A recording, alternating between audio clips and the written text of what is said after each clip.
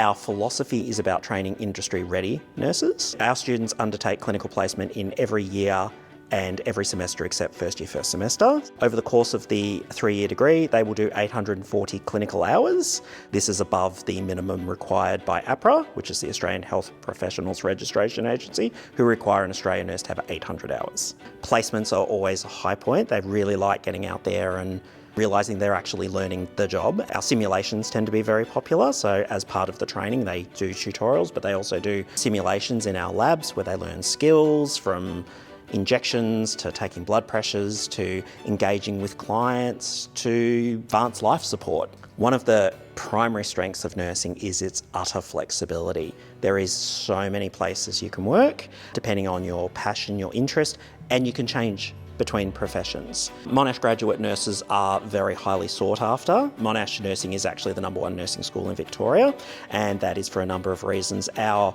philosophy is always to have work-ready nurses, and our students demonstrate that. They demonstrate that in placement, especially with our strong partnerships. They just don't go out there and follow, they go out and they're ready to do the job.